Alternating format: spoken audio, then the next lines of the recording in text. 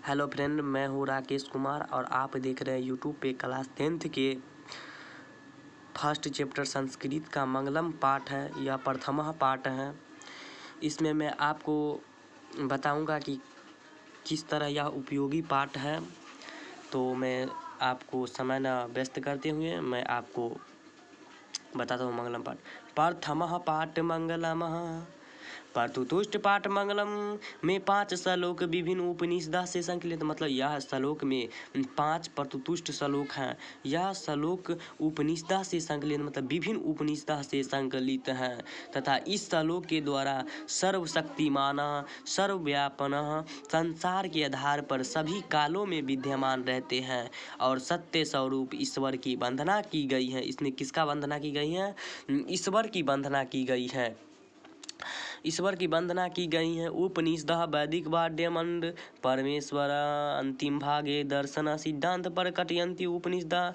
इसमें इस श्लोक जो है यह किताब है। इसमें यह जो मंगलम पाठ है इसमें परम ब्रह्मा का परमेश्वर की महत्ता का गुणगान किया गया है। उसी प्रकार ईश्वर द्वारा इस संसार और संसार जो है यह संचालन होता है। उपनिषद मतलब उप का अर्थ होता है नज़दीक तथा निषद का अर्थ होता है गुरु के समीप। मतलब गुरु के समीप जो होता है ना, गुरु उसके समीप बैठकर और ब्रह्म ज्ञान मतलब ब्रह्मा का जो ज्ञान है ब्रह्म ज्ञान उसका वह आने की ज्ञान को अर्जित करते हैं, उसी को कहते हैं ब्रह्म ज्ञान लेना। मतलब गुरु के समीप बैठकर ब्रह्म ज्ञान संबंधित सद्गुण सुना गया है उसे उपनिषद कहते हैं। तत्पार्य उपनिषद आदर्श जीवन संबंधित ज्ञान वर्णित है। मतलब इसमें व्यक्ति के निरपेक्ष जो होता है भाव कर्म और सुख दुख लाभ हानि,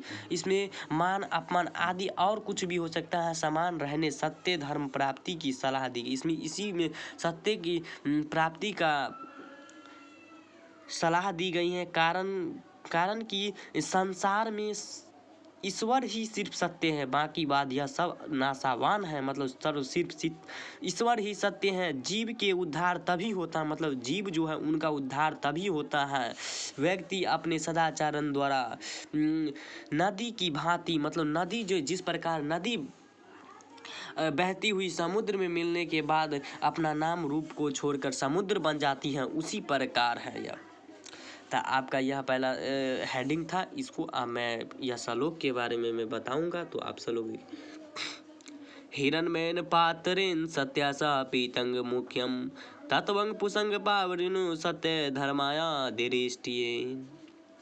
मतलब इसमें कह रहा है कि यह परतुतुष्ट श्लोक ईशावासक मतलब इस जो पाठ है जो परतुतुष्ट पाठ, इसमें जो ईश्वर से हिरण्मयेन पात्र जो श्लोक है यह श्लोक उपनिषद ईशावासक उपनिषद से संकलित हैं तथा पाठ से संकलित हैं।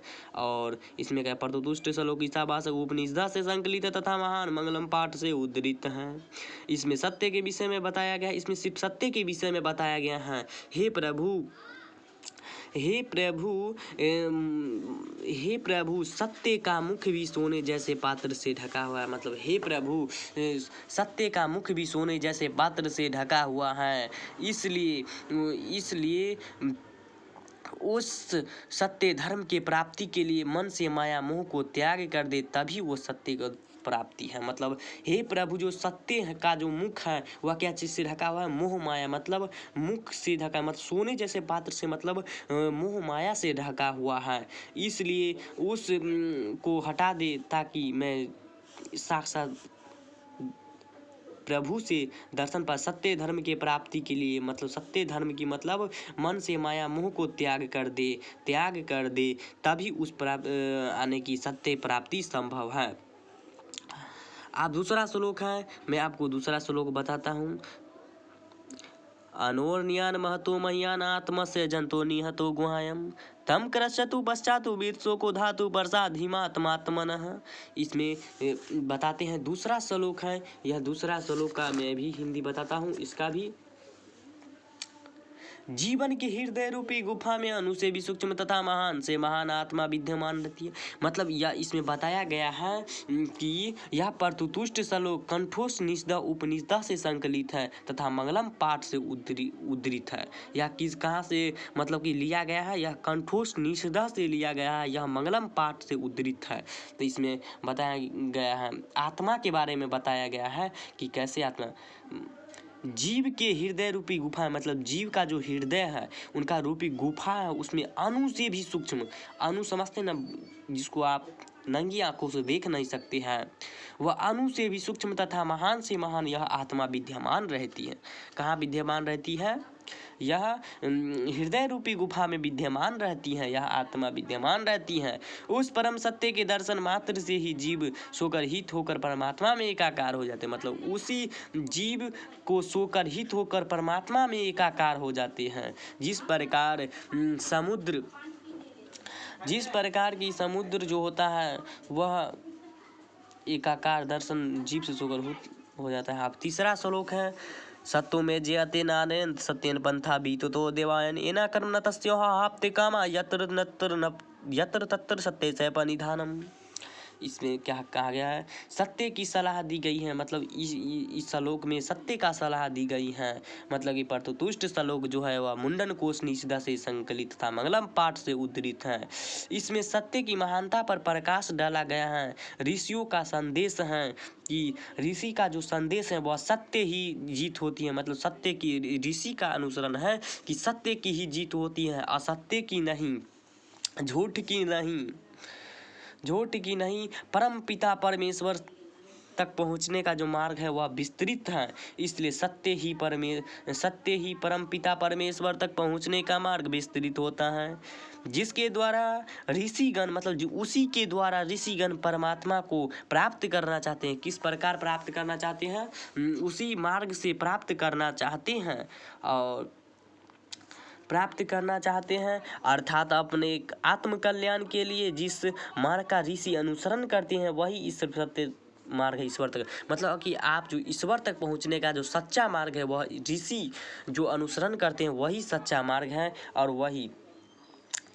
और चौथा श्लोक है, यथानंद सैनांद समुद्रे अस्ता गच्छति नाम रूपे विहाय परमात्मा परम पुरुष से दिव्य। फिर से पढ़ देते हैं इसको, थोड़ा सा गड़बड़ हो गया। यथानंद सैनान समुद्रे अस्ता गच्छति नाम रूपे तथा विद्वानम नाम रूपाद विभुक्तम परम पुरुष से परम उपैति दिव्यम। यह मुंडन कोश निषदा से संकलित है। कहाँ है? मुंडन कोश निषदा से संकलित है। मुंडन कोश निषदा से संकलित है। तो इसमें परतुतुष्ट श्लोक मुंडन कोश निषदा से संकलित तथा महामंगलम पाठ से उद्धृत है। मतलब यह श्लोक जो है वह मुंडन कोश निषदा से संकलित तथा मंगलम पाठ से उद्धृत है। कहाँ से उद्धृत है? मंगलम पाठ से उद्धृत है। इसमें जीव एवं आत्मा के बीच के संबंध में विवेचक किया गया है। मतलब बताया गया जिस प्रकार बहती हुई नदियाँ समुद्र में मिलने के बाद अस्तित्वहीन हो जाती है,